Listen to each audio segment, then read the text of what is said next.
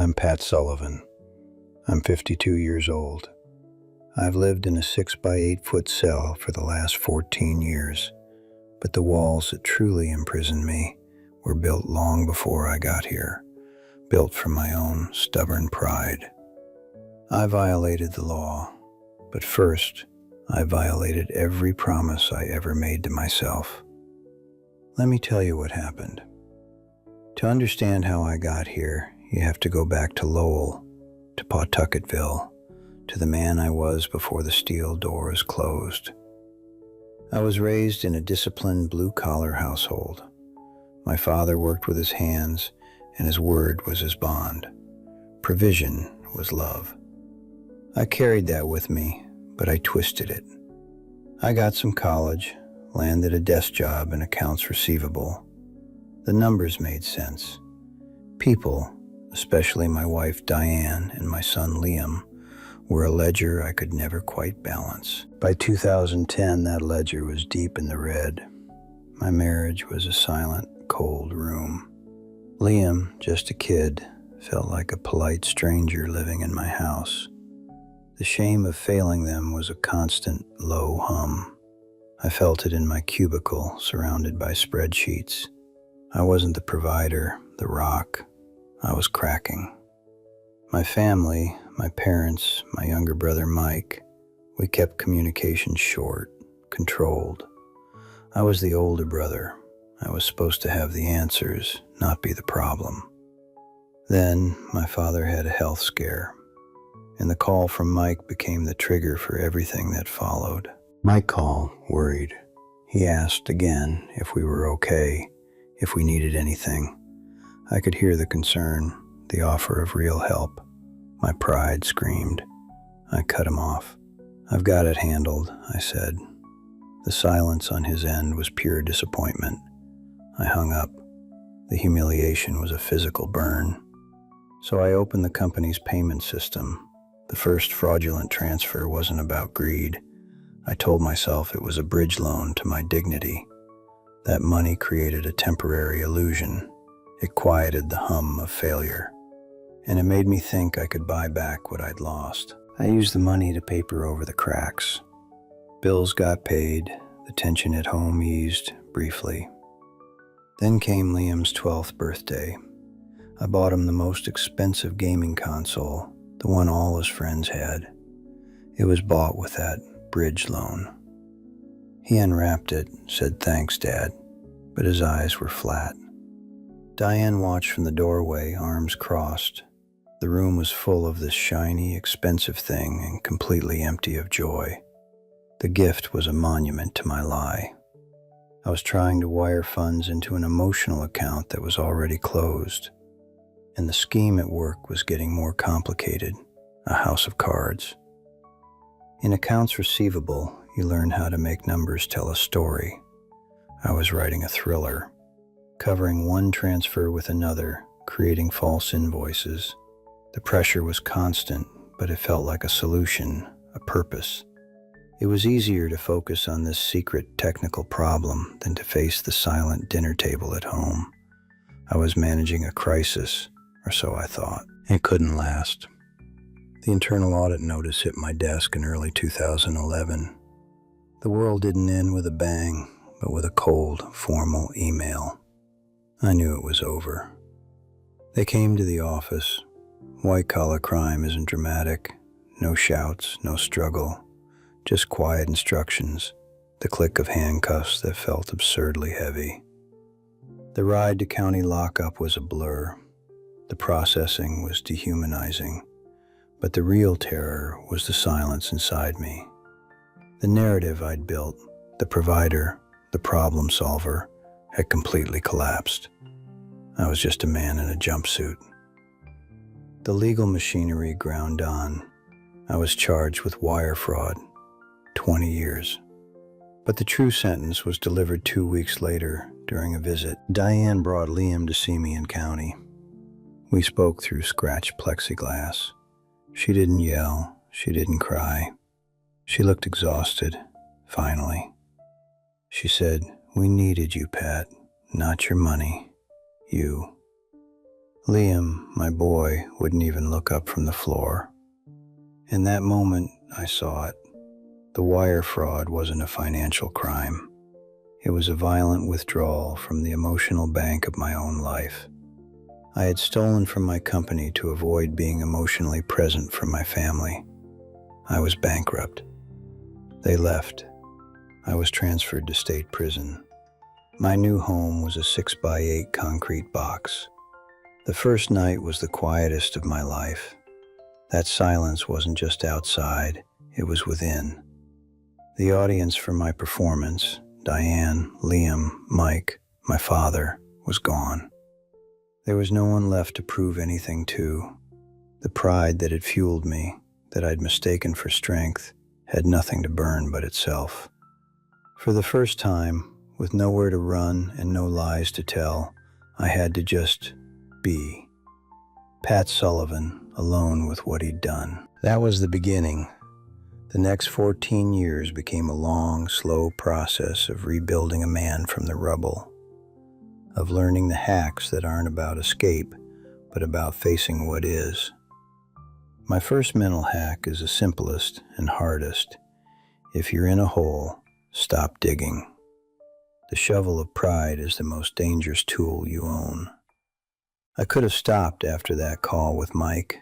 I could have said, "Yeah, brother, I'm drowning." The humiliation of asking for help is 1,000 times lighter than the weight of these steel doors closing. Your freedom is your ability to choose.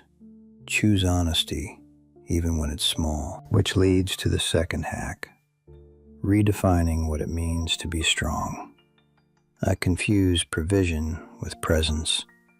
I thought being a rock meant being impenetrable, solving everything alone.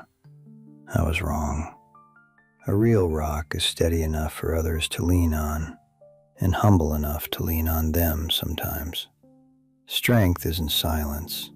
It's the courage to say, "I don't know," or "I'm scared." My father's generation provided with their hands. I learned too late that you provide for a family with your attention, your vulnerability, your time. That's the currency that matters. I lost that currency. I traded 20 years of sunsets, of Little League games, of simple mornings for a desperate hack. Don't make my trade. You're not in a 6x8 cell.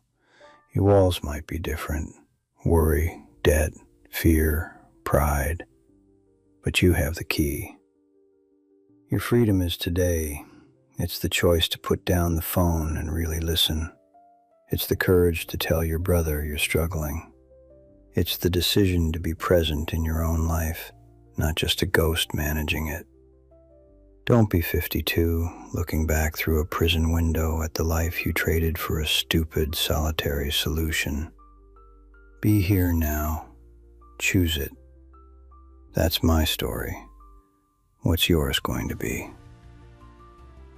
So I learned the third hack the hard way in the years after that first night. It's this: you have to build a new audience, and the only person in the front row is you. For years I'd perform for everyone else, for my father's ghost, for Diane's approval, for Liam's admiration, even for Mike's respect. When they were all gone, the stage was empty and the lights were blinding. I had to learn to sit in the audience and watch myself without flinching. That meant looking at the man who'd done those things, not the story I'd told about him. It started with the mail, or more accurately, with the lack of it. For the first year, I'd jump every time my name was called for mail call. There'd be nothing, or just a form letter from my lawyer. Mike wrote once, a short, stiff note about my parents. He ended it with, "They don't understand what you did." He didn't say he didn't understand, just that they didn't. I read that line 100 times. I never wrote back. What was I supposed to say? I didn't understand what I'd done either.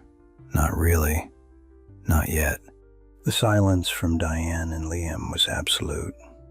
That was her final gift to me, I think. A clean break. No drama. No long, angry letters, just absence. And that absence became the loudest thing in my cell. I'd lie on my bunk and try to remember the sound of Liam's laugh when he was little, before things got bad. I couldn't.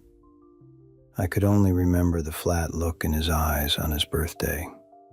I'd try to remember a real conversation with Diane, not about bills or schedules. All I could hear was her voice through the plexiglass. We needed you. That's when I started the work, not legal work, inward work. Hack number 4, interrogate your shame. Don't let it just be a fog you live in.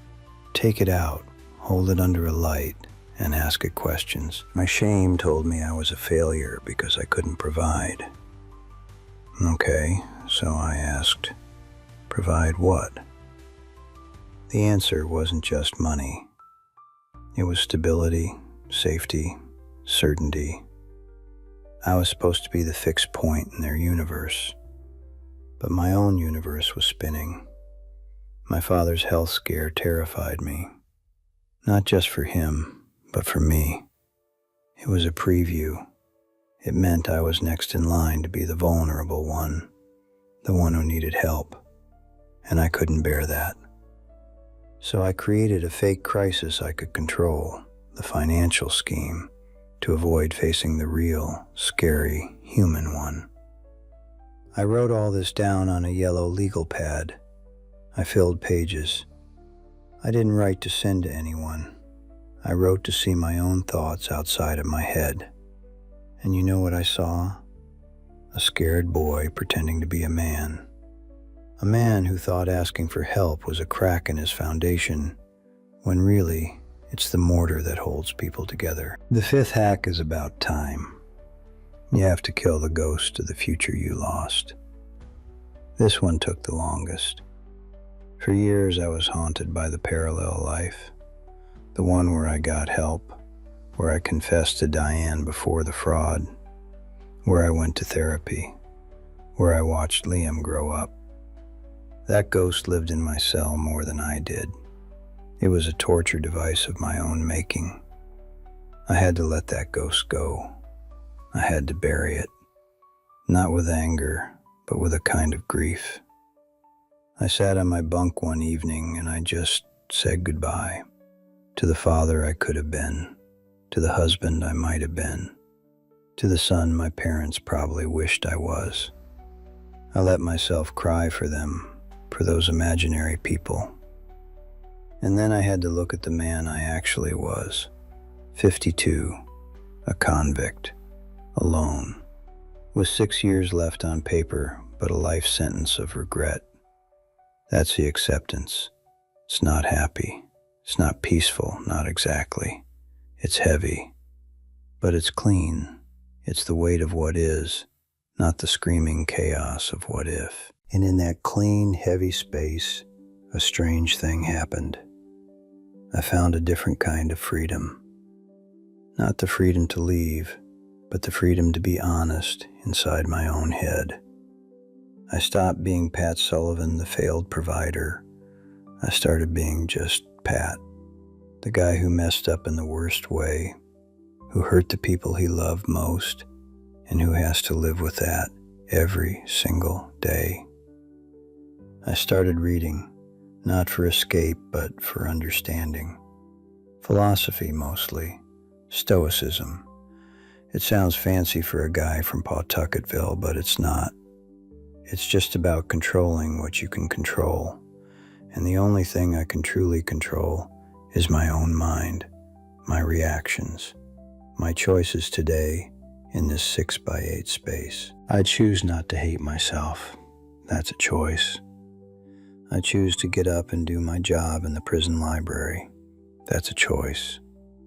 I choose to be polite to the guards, not because I'm trying to score points, but because it's better than being angry. That's a choice. These are tiny currencies, but they're mine. I'm not building a legacy anymore. I'm just building a day, and then another. Sometimes I think about what I'd say if I saw Liam now. He'd be a man, 26.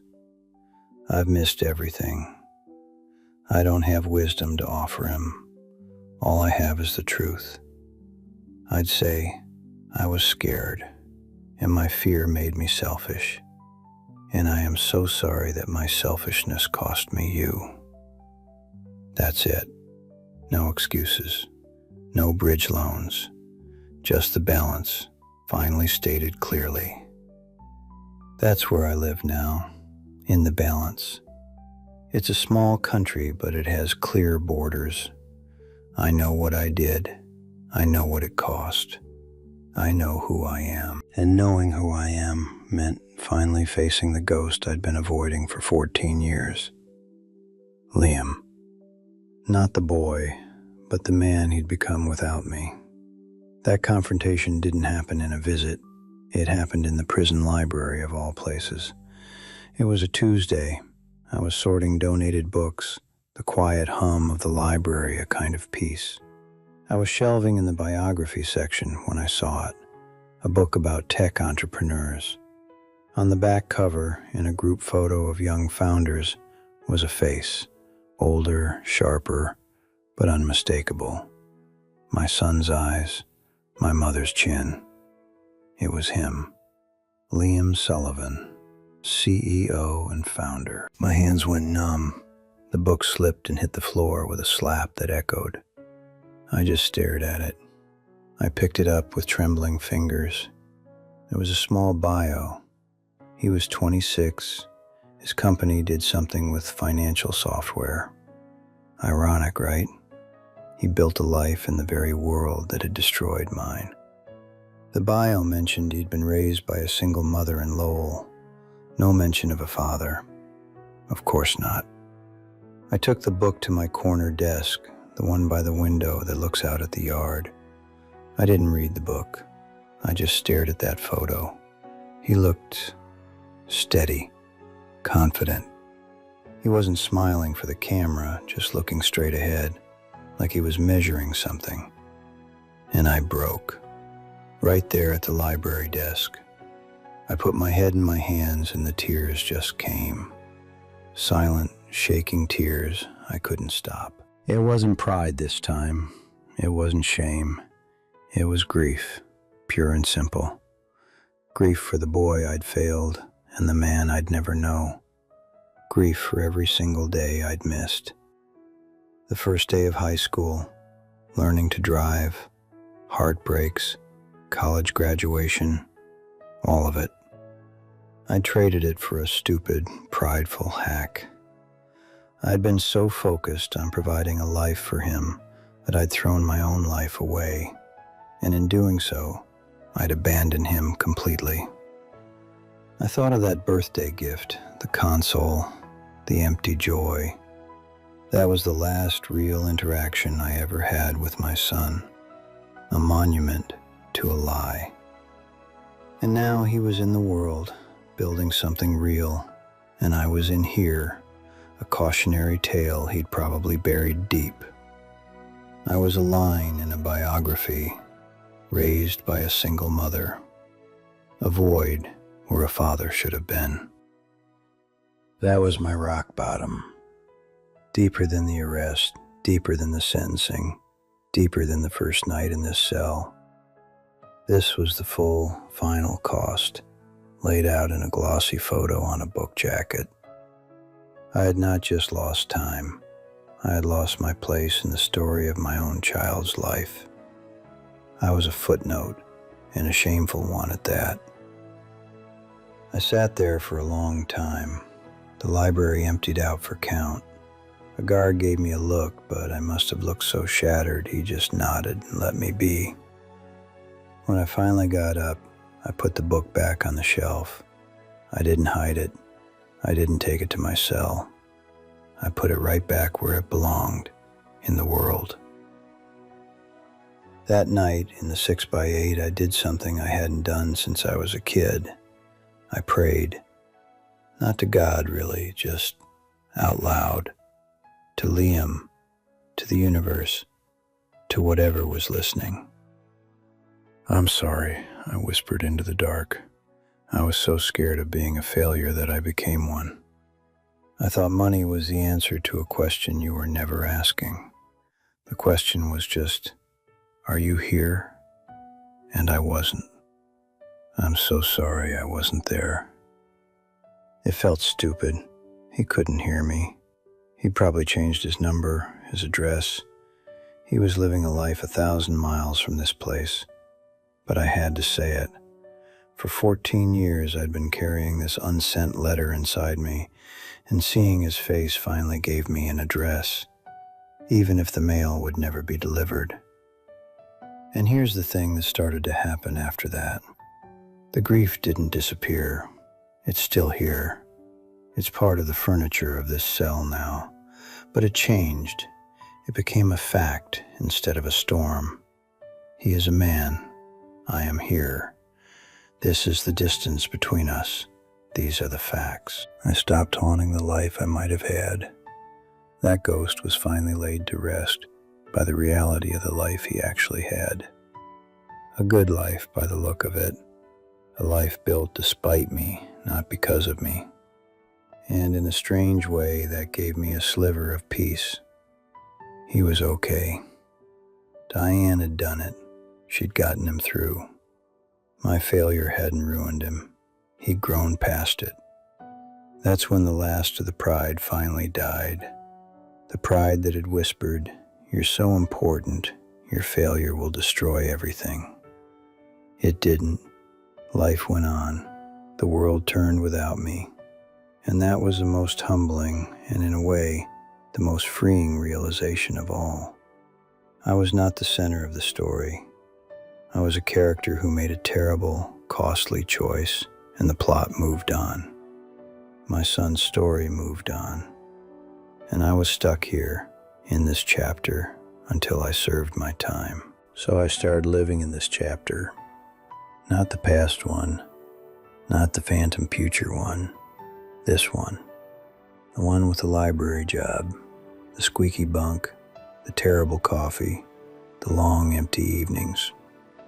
The one where I am just Pat, inmate number B78114, who is trying, every day, to be a man who can at least look at his own reflection without flinching. It's not redemption. That's too big a word, and it's not mine to claim. It's just clarity.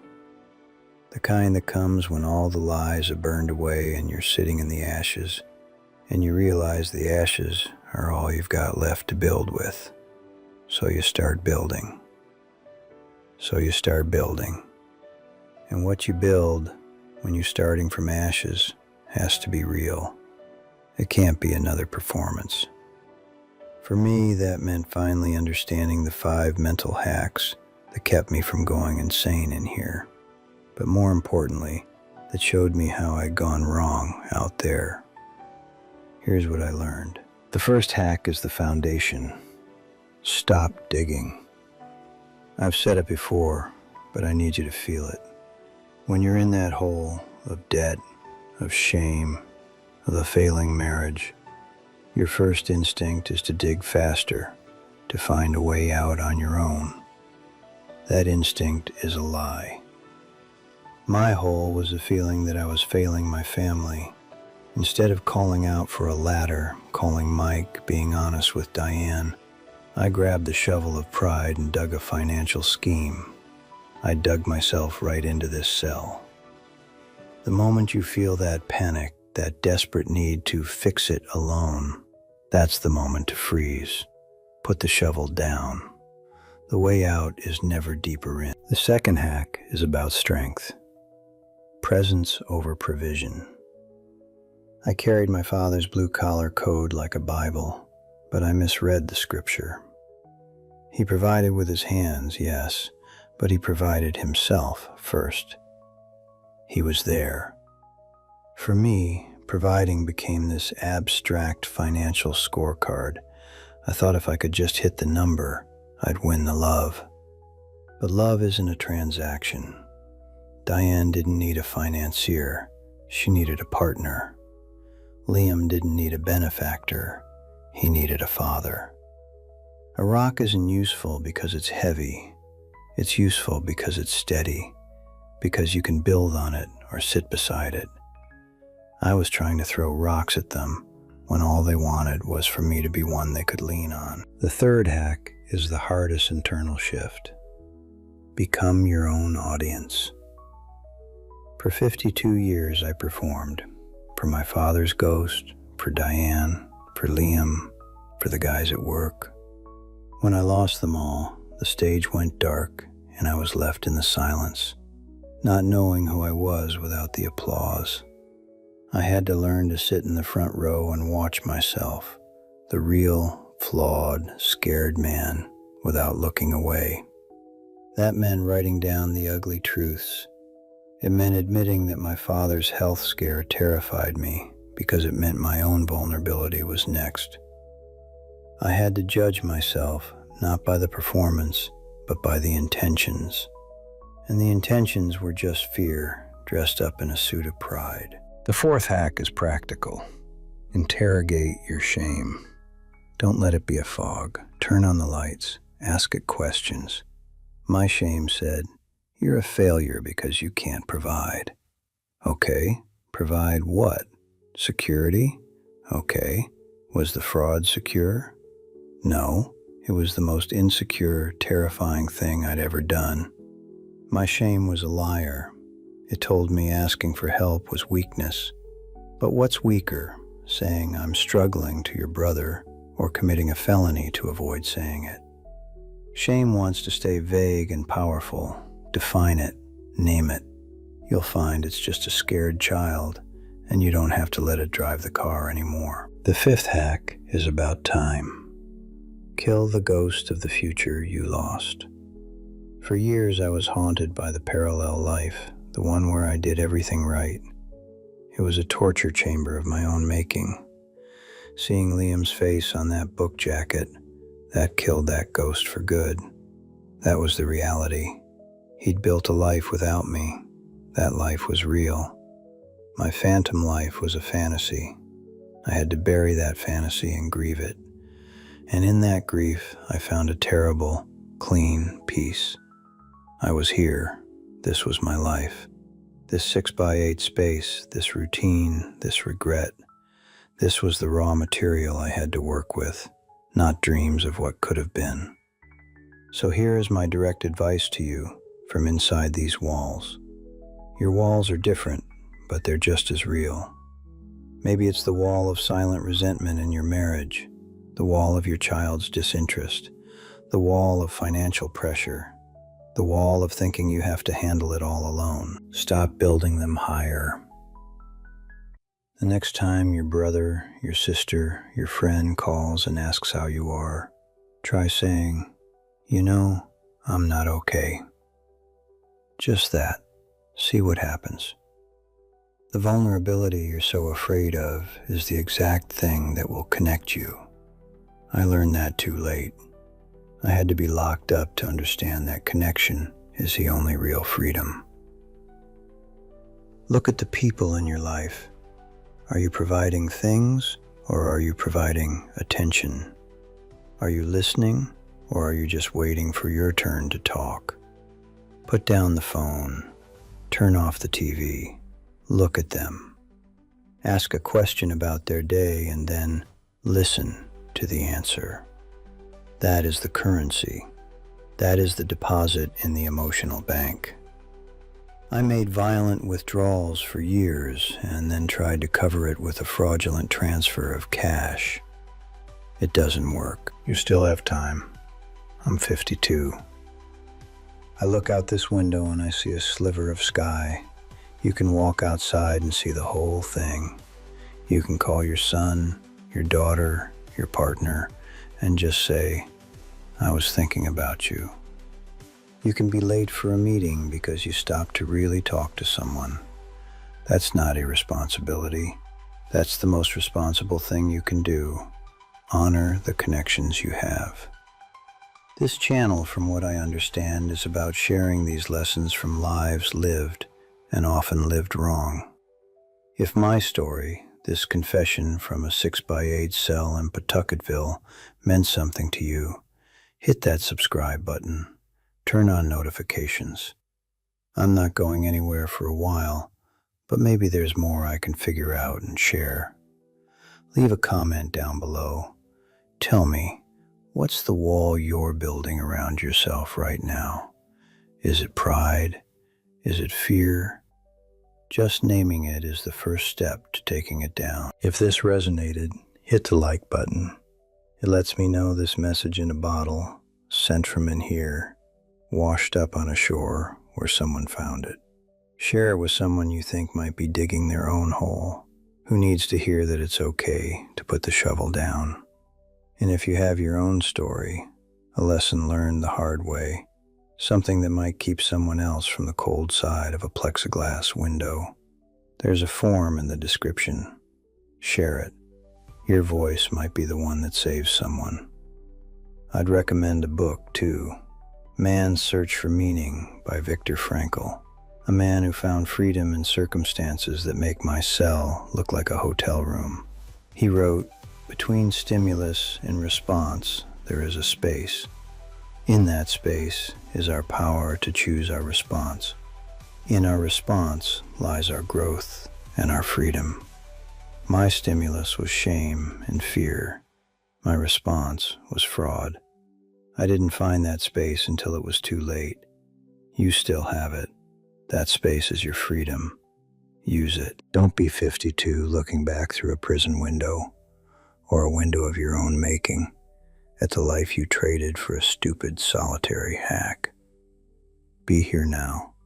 Choose connection. Choose honesty. Choose presence. It's the only thing that's real. It's the only thing that lasts. That's my story. What's yours going to be?